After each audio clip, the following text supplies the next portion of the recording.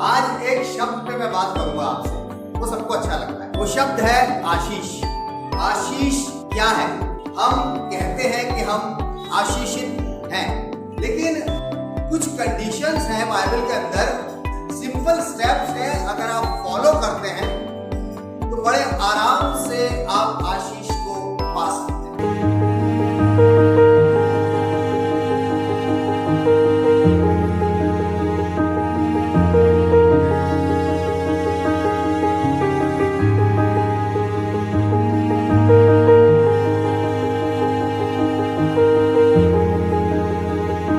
Hallelujah!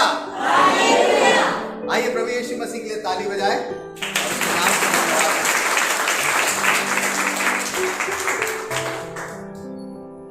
आज एक शब्द पे मैं बात करूंगा आपसे, वो सबको अच्छा लगता है, वो सबको अच्छा लगता है, और वो शब्द है आशीष, या आशीष, आशीषित होना, या ब्लेस्ड होना, या फिर आशीष क्या है ना?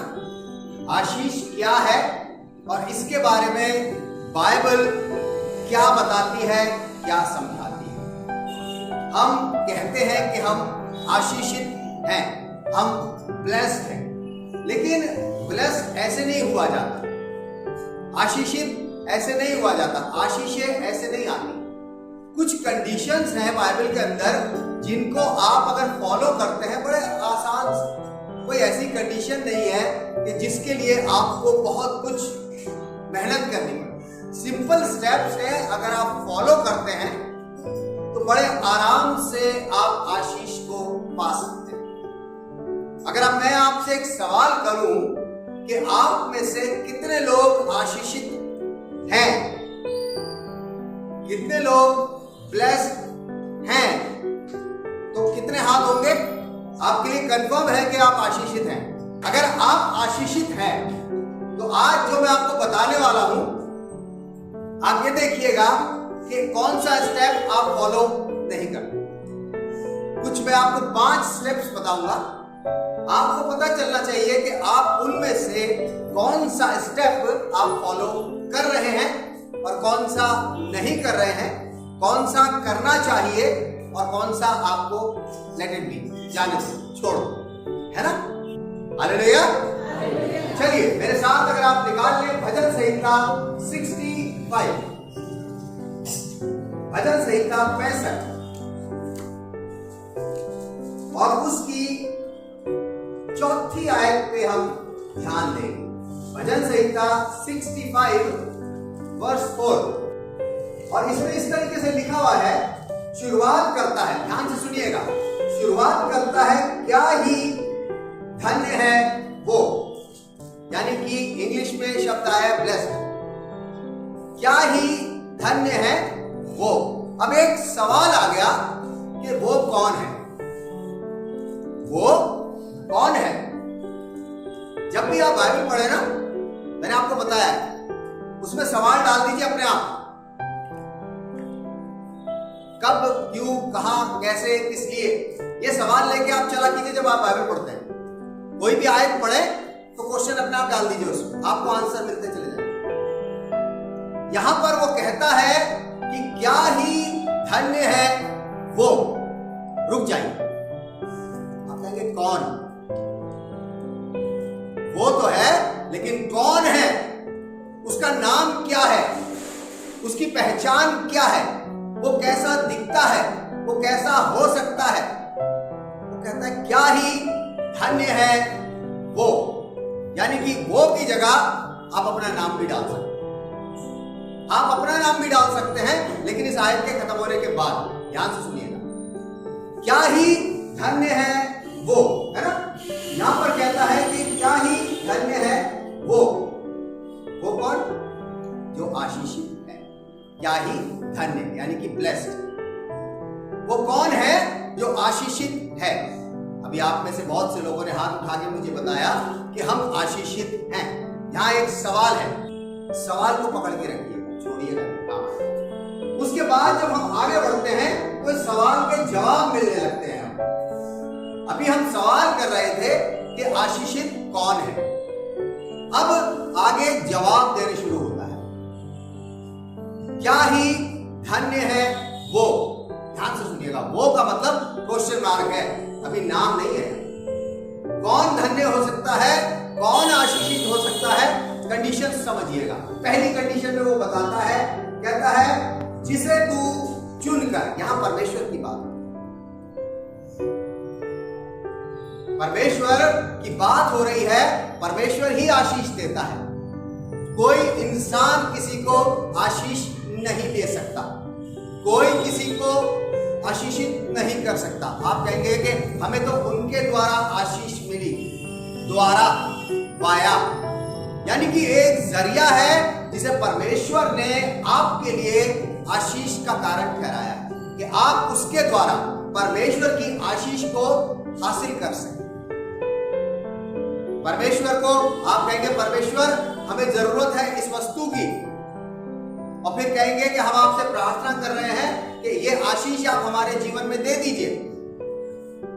तो रात में आपकी घंटी नहीं बजेगी, और अगर बजेगी भी तो जब आप दरवाजा खोलेंगे तो वहां परमेश्वर रूबरू नहीं खड़ा होगा, वो व्यक्ति खड़ा होगा जिसे परमेश्वर ने आपके लिए नियुक्त किया है आशीष देने के लिए। लेकिन यहां पर सवाल अभी भी आता है कि आशीषित कौन है। आशीषित कौन व्यक्ति है जो दूसरों को ब्लेस कर सकता है। इस बात का भी ध्यान रखिएगा, मुझे आशीष मिल गई, मैं आशीषित हो गया, मुझे परमेश्वर ने अपना सारा आशीष भर दिया मुझको, मेरे लिए काफी है, मैं दूसरों को आशीषित नहीं।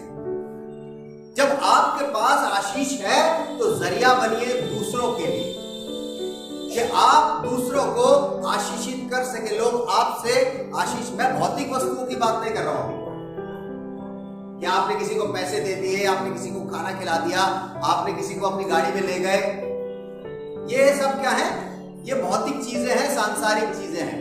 लेकिन बहुत सी चीजें ऐसी होती हैं जिनके द्वारा आप लोगों को ब्लेस कर सकते हैं। स्पिरिचुअल थिंग्स भी होती हैं जिनके द्वारा आप ब्लेस कर सकते हैं, आत्मिक वस्तुएं भी होती हैं जिनके द्वारा आप लोगों को आशीषित कर सकते हैं। लेकिन सवाल अभी भी वही का वही है कि आशीषित आखिरकार है कौन, कौन आशीषित हो सकता है, कौन आशीष को पा सकता है। दूसरी लाइन में कहता है कि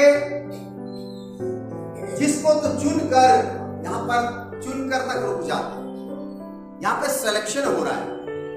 अभी बहुत सारे हाथ मैंने देखे कि मैं आशीषित हूं, मैं आशीषित हूं, मैं आशीषित हूं, कंफर्म हूं, लेकिन यहां पर सिलेक्शन हो रहा है आशीष देने के लिए, चुना जा रहा है आशीष देने के लिए। सबको नहीं मिल रही, सबको नहीं मिल रही है। पहले सिलेक्शन होगा कि मैं सोनम को आशीष देना चाहता हूं, मैं राहुल को आशीष देना चाहता हूं, मैं लवी को आशीष देना चाहता हूं। सिलेक्शन होगा, आप सारे लाइन में खड़े हो जाइए, मैं डिसाइड करूंगा कि आप में से किसको आशीष मिले।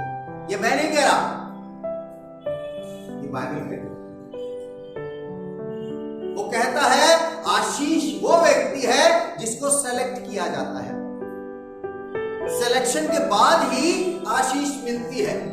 हर किसी को आशीष नहीं। लोग कंपैरिजन करते हैं, उनके पास ये है, उनके पास वो है, उनको ये मिलता है, उनको ये अच्छा आता है, उनके साथ ये अच्छा है, हमारे साथ सिलेक्शन, चुना जाना। और बाइबल में चुने जाने के लिए बड़ी अच्छी अच्छी बातें हैं। चुने जाने के लिए आपके पास कोई क्वालिफिकेशन का होना जरूरी नहीं है। या तो आप बहुत विद्वान हो, या बहुत पढ़े लिखे हो, या बहुत अच्छी आप अंग्रेजी या दूसरी भाषाओं को जानते हो, लेकिन यहां पर बड़ी सिंपल सी बात है कि आशीषित वो व्यक्ति है जिसको परमेश्वर ने पहले सेलेक्ट किया। सेलेक्ट करके क्या करता है, इस बात को ध्यान से सुनिएगा, यह बहुत जरूरी बात है। आपका सिलेक्शन हो गया, आप चुने गए, आपको परमेश्वर ने सेलेक्ट किया कि आपको आशीष देगा, लेकिन किस कंडीशन पे देगा यह भी डिपेंड करता है। आप चुन लिए गए, चलिए उसके आगे कहता है जिसको तू चुन कर, है ना, एक वर्ष निकाले मेरे साथ। मत्ती की पुस्तक उसका 22वां अध्याय और उसकी 14वीं आयत, बड़ा अच्छा लिखा हुआ है। क्योंकि बुलाए हुए तो बहुत, कॉल तो बहुतों को किया जाता है, तुम भी आ जाओ, तुम भी आ जाओ, तुम भी आ जाओ, तुम भी आ जाओ, तुम भी आ जाओ, तुम भी आ जाओ, लेकिन आशीष किसको मिलती है?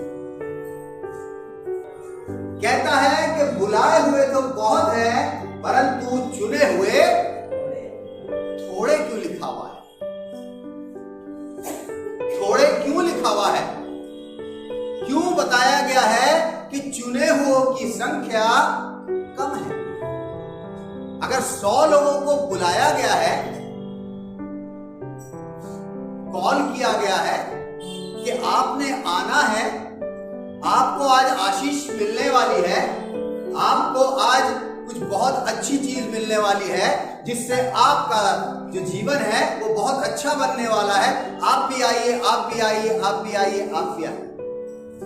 Very good. कॉल किया गया 100 लोगों को, लेकिन जब आए तो गिनती में बहुत कम। कहता बुलाए हुए तो बहुत हैं, लेकिन चुने हुए, पता है उसके पीछे वजह क्या है? उसके पीछे एक बड़ी सिंपल सी वजह है, और वो वजह हमें बाइबल ही देती है। चलिए इसको पढ़ते हैं कि वो वजह क्या है। यूहन्ना की पुस्तक उसका 15वां अध्याय, यूहन्ना की पुस्तक उसका 15वां अध्याय और उसकी 16वीं आयत बड़ी अच्छी बात कहती है। यहां पर वो कहता है कि तुमने मुझे नहीं चुना। यीशु मसीह कह रहा है कि तुमने मुझे नहीं चुना। सिलेक्शन कौन करता है? यीशु मसीह करता है।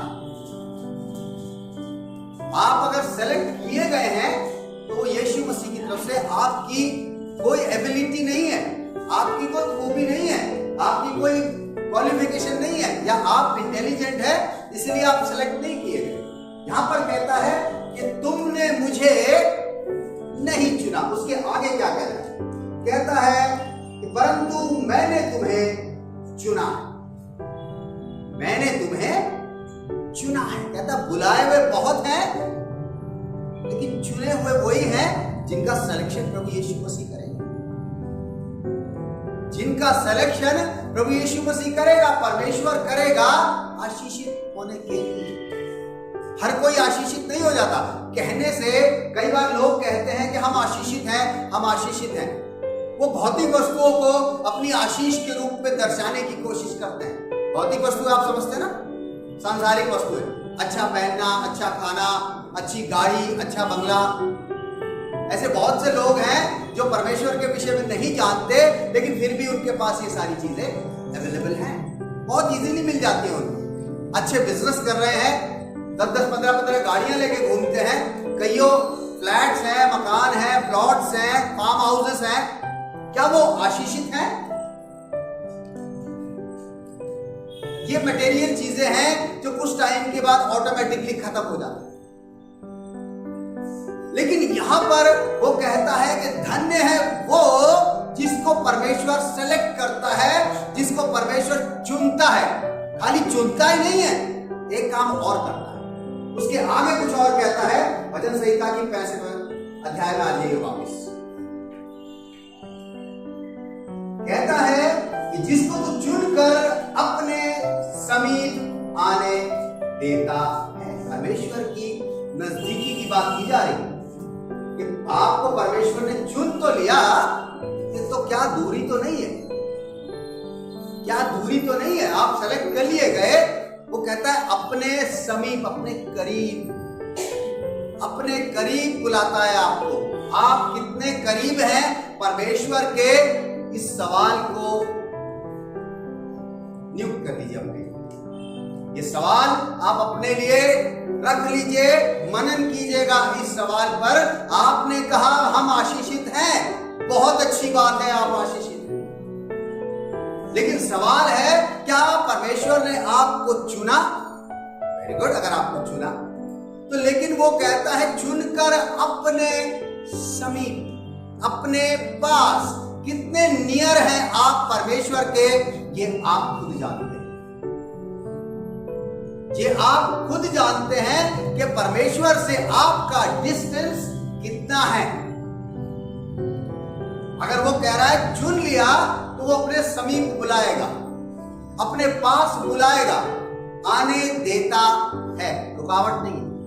रुकते हम खुद हैं। हमें कुछ चाहिए होता है, बीमार होते हैं, तकलीफ में होते हैं, कुछ मटेरियल चीजें चाहिए होती हैं, घुटनों पे आ जाते हैं। बहुत अच्छी बात है, आप घुटनों पे आ गए, आपने दुआ करी, परमेश्वर ये कर दी। परमेश्वर बहुत दयालु है, आपको पता है, वो कर देता है। किस लिए करता है? मैं कहता हूं परमेश्वर स्वार्थी है, आपको पता है। आप कहेंगे परमेश्वर स्वार्थी कैसे हो सकता है? स्वार्थी तो मनुष्य है, मनुष्य तो स्वार्थी है ही है। परमेश्वर का स्वार्थ पता क्या है? एक आयत बड़ी अच्छी कि हर एक घुटना झुकेगा और हर एक जुबान अंगीकार करेगी, क्योंकि परमेश्वर नहीं चाहता एक भी व्यक्ति पापों के कारण नाश हो जाए। ये उसका स्वार्थ है, वो सबको बचाना चाहता है। सिर्फ यही वजह थी कि प्रभु यीशु मसीह को मनुष्य के रूप में उसने इस पृथ्वी पर भेज दिया कि लोग उसकी बात को सुने, उसकी बात को समझे, उसको फॉलो करे, आशीष को ग्रहण करे और अपने पापों से मुक्ति पाए। नियर पिछली बार मैं आपको बता रहा था ना कि यीशु मसीह के चेले कितने थे? 12 चेले थे जो आशीषित होने के लिए बुलाए गए। बुलाए तो बहुत थे उसने, भैया आ जाओ, तुम भी आओ, तुम भी आओ, तुम भी आओ। कहते जी अपना काम देख ले। फिर यहां पर कहता है कि जिसको वो चुनकर, हम नहीं जा रहे, उसने हमें चुना कि भाई तुम जो हो आ जाओ। अब मैं तो ढीठ हूं, मैं तो खड़ा हूं। अरे हमें परमेश्वर ने चुन लिया, अब हम तो सेलेक्ट हो गए। परमेश्वर ने आगे भी कुछ बोला है, कहता है जिसको चुनकर अपने समीप आने देता है, अपने पास आने देता है। आप कितने दूर हैं, आपका डिस्टेंस कितना है परमेश्वर से, ये आपको समझने की जरूरत है। आपको कोई बताएगा नहीं। लोग कहते हैं कि हर किसी की अपनी स्पिरिचुअल लाइफ है, बिल्कुल है, बिल्कुल होती है, अपनी अपनी सबकी आत्मिक दुनिया, अपनी आत्मिक लाइफ होती है, सबकी होती है। कहते हैं कि आप हमें जज मत करो कि हम परमेश्वर के कितने पास हैं और कितने दूर हैं। कोई जज नहीं करता है। आपको अपने आप को जज करना है कि आपका डिस्टेंस परमेश्वर के साथ है कि नहीं है, कितने डिस्टेंस पे आप खड़े हैं। वो कहता है अपने समीप, अपने नियर, बहुत पास। जो हमारे खास लोग होते हैं, जो अजीज होते हैं, उनके पास बिल्कुल हम ऐसे करके बात करते हैं, बिल्कुल पास आ जाते हैं और ऐसे करके बात करते हैं। कभी कभी धीरे से कान में भी घुसा के बात करते हैं। क्यों? क्योंकि वो हमारे बहुत डियर हैं। लेकिन जो लोग हमें पसंद नहीं होते, उनसे हम डिस्टेंस मेंटेन करके रखते हैं। इतना ज्यादा डिस्टेंस बना लेते हैं कि बस पूछिए। यहां पर कहता है कि जिसको तू चुनकर अपने समीप आने का मौका देता है। भजन संहिता 145, भजन संहिता 145 और उसकी 18वीं आयत में बड़ी अच्छी बात लिखी है। ध्यान से सुनिएगा क्या लिखा हुआ है। कहता है जितने यहोवा को पुकारते हैं, यानी कि अगर परमेश्वर ने चुन लिया है तो अब आपका काम शुरू हो गया। काय का? पुकारने का, कॉल करने का। अब आपकी बारी है, आप सेलेक्ट हो गए। आपने क्या ही धन्य है वह की जगह अपना नाम डाल दिया। परमेश्वर ने आपको चुन लिया। अब आपकी बारी है कि अब आप उसको पुकारें। क्या कहता है वो? कहता है जितने यहोवा को पुकारते हैं, लेकिन उसके आगे वाली लाइन मुझे ज्यादा अच्छी लगी। उसके आगे वाली लाइन मुझे ज्यादा अच्छी लगी। क्या लिखा हुआ है? अर्थात जितने, आप लोग पढ़िए इसको जोर से पढ़िए, एक साथ मिलकर पढ़िए।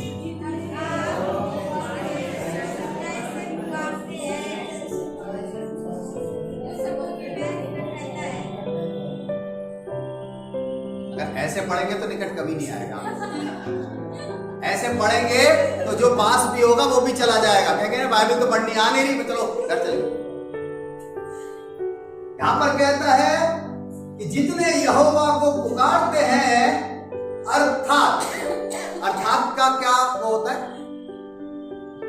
अर्थात शब्द को इंग्लिश में कैसे डिफाइन करेंगे मास्टर रामफल बताएंगे? अर्थात का मीनिंग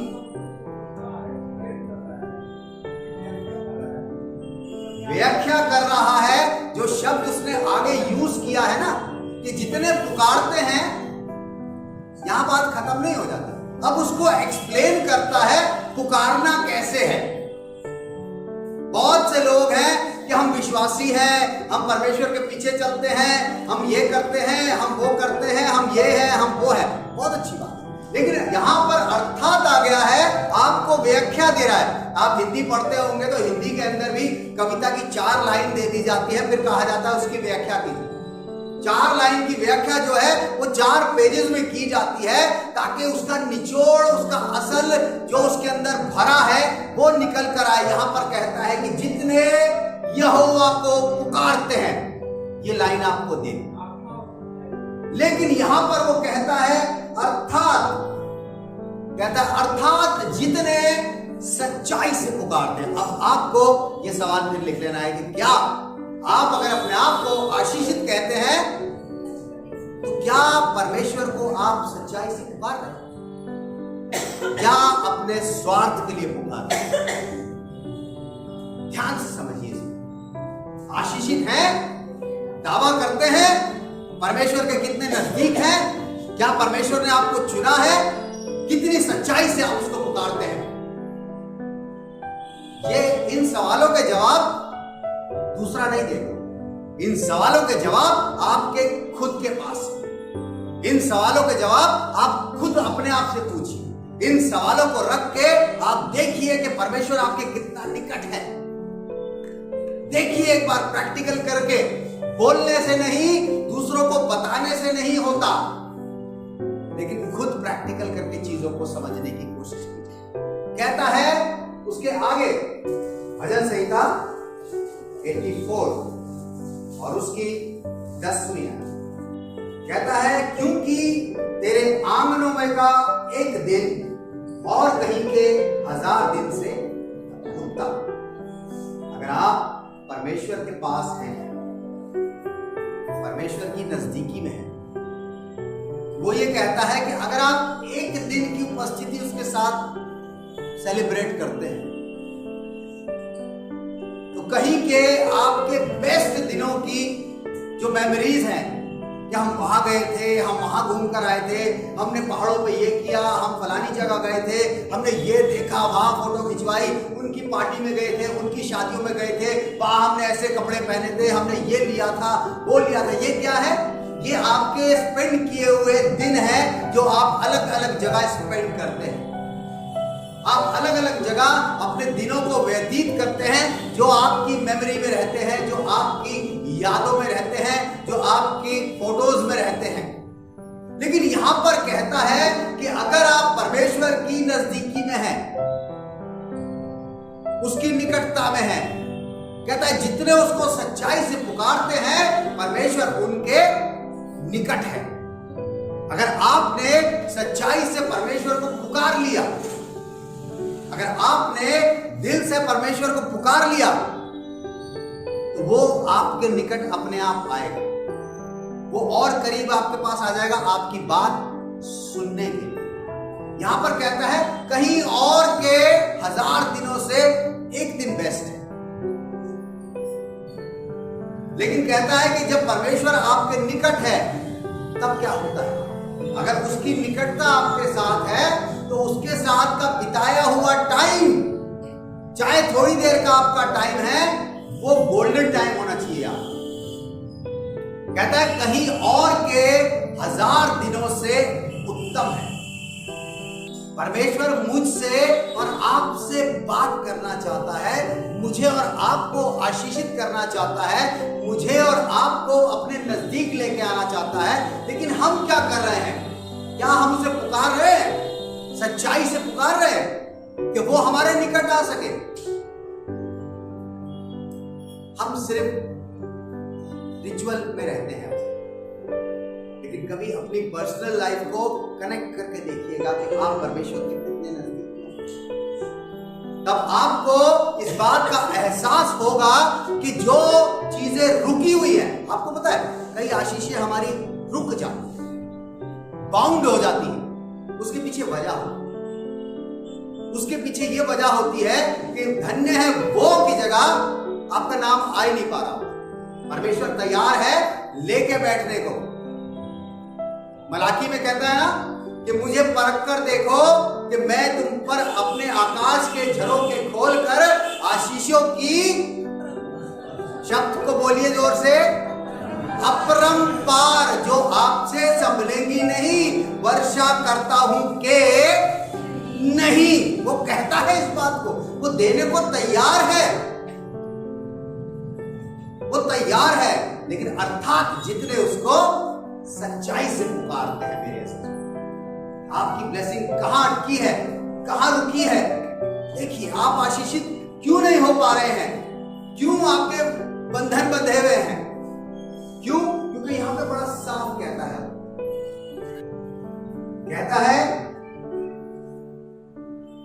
अपने समीप आने देता है। और उसके बाद जब हम इसमें 65 में आ जाएंगे वापिस, और जब आगे बढ़ते हैं तो क्या कहता है कि वो तेरे आंगनों में वास करे। यानी कि यहां पर परमेश्वर के घर में, परमेश्वर की उपस्थिति में आपको रहने का मौका मिलता है। जब आपको परमेश्वर ने चुन लिया कि वो आपको आशीष देगा, आप आ गए उसके पास, आप उसे पुकार रहे हैं, वो आपको मौका देता है कि आप उसके आंगन में, उसके भवन में वास करें। क्यों करें? ध्यान से सुनिए, इसकी आखिरी जो लाइन है उसको बड़े ध्यान से सुनिएगा और बड़े ध्यान से समझिएगा। क्या कहता है कि वो तेरे आंगनों में वास करे। आगे में कहता है कि हम तेरे भवन के, कहां के? हम तेरे भवन के। अभी कई लोगों ने कहा था ना हम आशीषित हैं, ये वो बोल रहे हैं, ये वो बोल रहे हैं जो आशीषित लोग हैं। वो कहते हैं कि हम तेरे भवन के, अर्थात तेरे पवित्र मंदिर। क्लियर हो गया बात? क्लियर हो गई बात कि परमेश्वर का भवन, परमेश्वर का मंदिर, टेम्पल ऑफ गॉड, अर्थात इसलिए दे दिया जाता है कि जो कंफ्यूज हो ना कि हम तो अपने घर में ही दुआ कर लेते हैं, वहां भी तो खुदा है ना। ध्यान सुनिए, बहुत सी बातें बाइबल के अंदर इसलिए आई हैं कि हमारे कॉन्सेप्ट क्लियर हो जाए।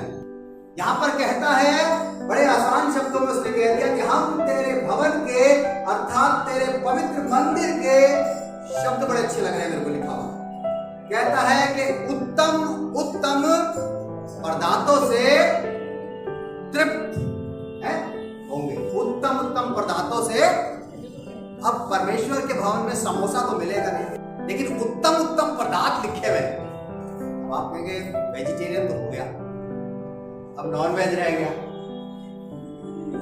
कोरमा रह गया, बिरयानी रह गया। देखो किसी की तो जुबानी मारा।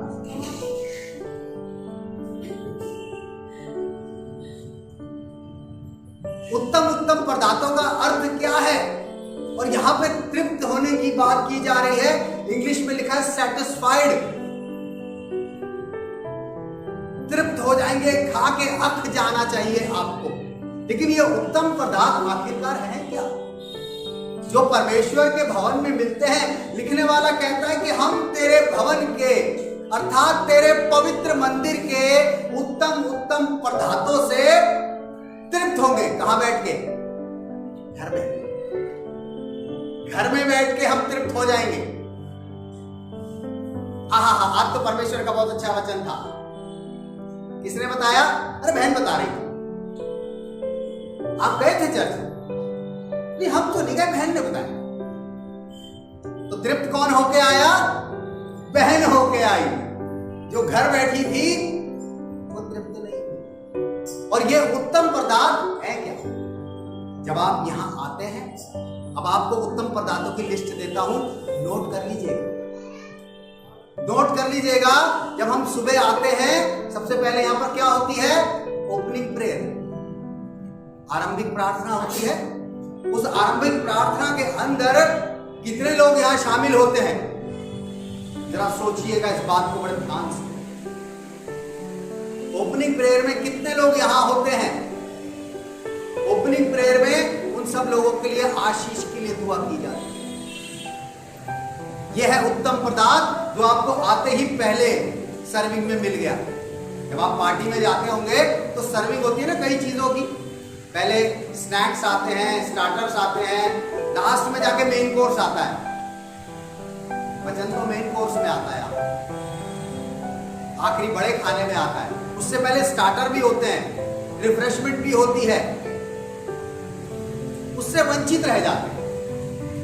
यहां पर प्रार्थना की जाती है कि जितने लोग यहां हैं उन सबको आशीष मिले, क्योंकि वो यहां पर हैं। तेरे भवन के उत्तम उत्तम पदार्थ मिलने लग जाते हैं। उसके बाद गाना गाया जाता है। यहां पे सब ताली बजाते हैं, गाना गाते हैं झूम के। कितने लोग उस गाने में होंगे? ध्यान से समझिएगा इस बात। उस गाने के दौरान जब परमेश्वर की महिमा हो रही होती है तो परमेश्वर अपनी आशीषों को नीचे बरसाना शुरू कर देता है कि मेरे लोग ताली बजा के हाथ उठा के मेरा गाना गा रहे हैं। मैं यीशु के नूर में साथ चलूंगा, दिनों रात उसके पीछे मैं चलूंगा। गाना गा रहे हैं।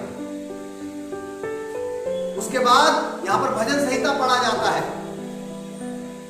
भजन संहिता के अंदर बहुत सी वर्सेस ऐसी होती हैं जो आपको क्लिक कर सकती है, जो आपके जीवन में काम कर सकती है कि परमेश्वर आपसे बात करना चाहता है, उत्तम पदार्थ आपको देना चाह रहा है परमेश्वर।